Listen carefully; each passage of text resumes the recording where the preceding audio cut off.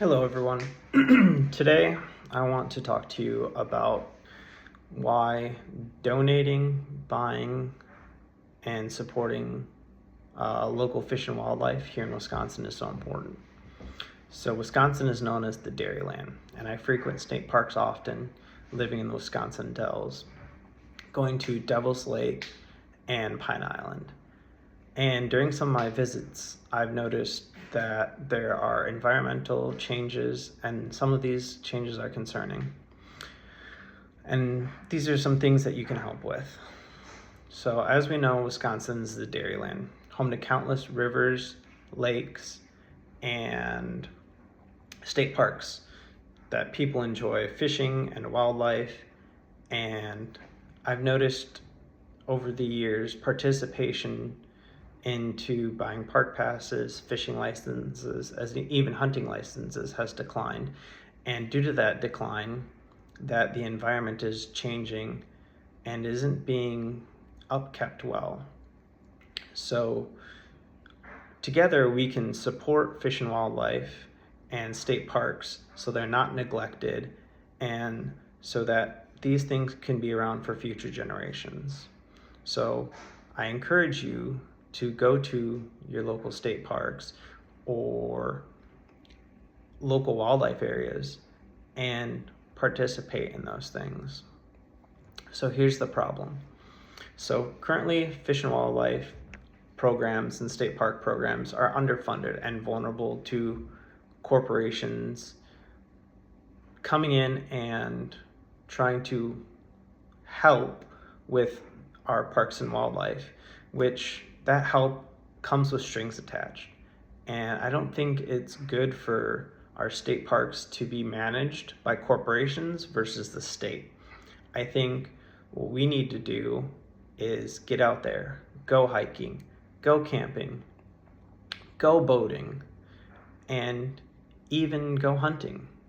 According to Channel 3000, there was some recent flooding here a couple weeks back, and I recently went to Pine Island and noticed that things aren't being cleaned up as quickly as they have in the past. So, for example, corporations getting involved. In Vermont, they recently passed a bill that reallocates funds from outdoors gear for camping and various other activities into those taxes go to funding state parks and wildlife. Also in Texas, they have a program for volunteers, for people to participate in what they call a bake sale. And the state provides residents with various opportunities in order to help fund and donate to wildlife and parks and recreation. And because of this, corporations don't have the opportunity to step in and help because it's all publicly funded and volunteer based. So when the state budget shrinks, like here in Wisconsin, that opens up for corporations to offer sponsorships or partnerships with the state and influence policies that might not help the state or people that want to go visit those state parks or participate in fishing or hunting.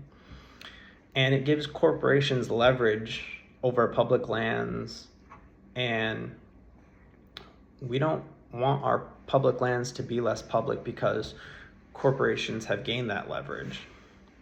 So to prevent this, you can go out and we can donate our time, donate money, support through buying licenses for fishing or state park passes, because we don't want our state parks or public lands to become less public.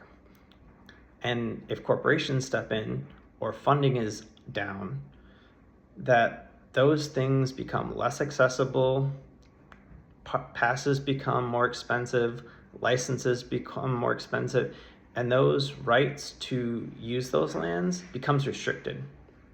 So in Michigan, they did a study where they introduced what's called paid or user pay. So if you want to go fishing or hiking or hunting, you have to pay more than just your license fees and stuff like that to go participate in those activities. And this was due to a decline in public activity, and it gave those agencies the need to turn to corporations. So if we build user funding, or in other words, participate, we can keep our state parks funded and emphasize that state parks need to be public. Through general funding appropriations, we can create a stable funding that won't allow corporations to step in. So the Wisconsin DNR belongs to the people. It doesn't belong to corporations, and we don't want it to belong to corporations. So throughout this speech, I've explained to you that corporations want to get involved in state parks and fish and wildlife, and we shouldn't allow that to happen. So if the budget falls short, corporations step in. But if we step in and we help state parks, fish and wildlife, we have the opportunity to secure that for generations to come. So we can go visit places like Devil's Lake, Pine Island, and other wildlife areas years from now, seeing it and knowing that you and I helped to keep those state parks and state lands free for public access. And if we choose to protect those, that's a legacy that we can leave for future generations, not profits, but preservation. Until next time, thank you.